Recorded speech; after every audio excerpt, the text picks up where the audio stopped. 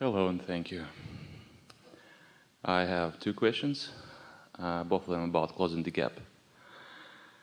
So we want to hear you, but we want to play just a minute. Closing that gap is good,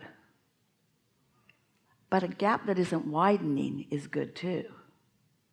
So kind of getting up to speed and then moving in the direction, that's not a bad way to live. See what we're getting at? Moving in opposition, not so good. Standing still while life causes your inner resources to move on, not so good. But just moving in the direction, that's good life. So how do you move towards satisfaction with your health and well-being while the time of your life it leads you towards death? It's kind of opening the gap while you're trying to close it. It requires a broader look.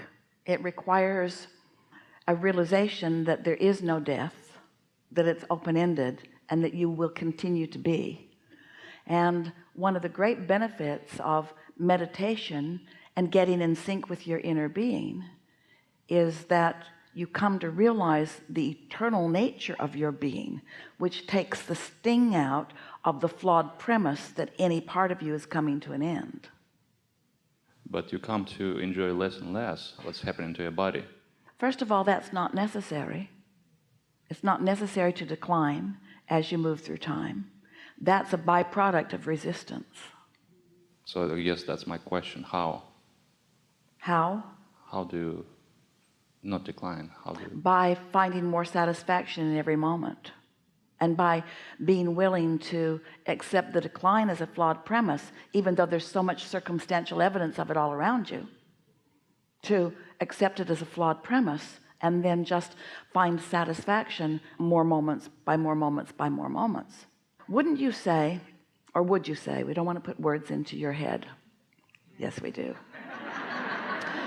wouldn't you say that clarity is something that people commonly expect to lose as they move through time?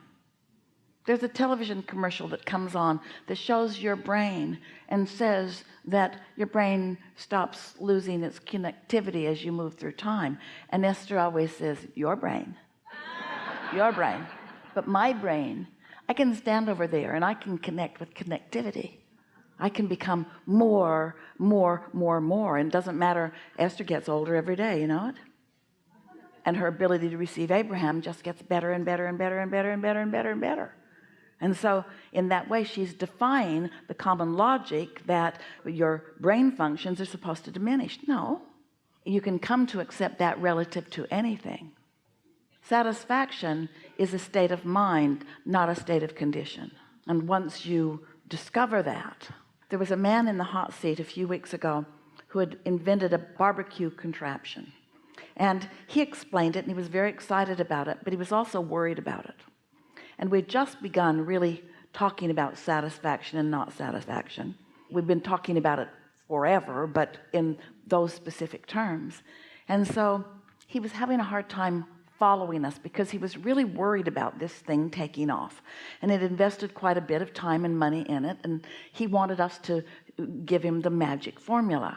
And we were talking to him, much as you've heard here today already, and he still couldn't quite hear it. And so we asked the audience, would being satisfied serve this person? And the entire audience said yes.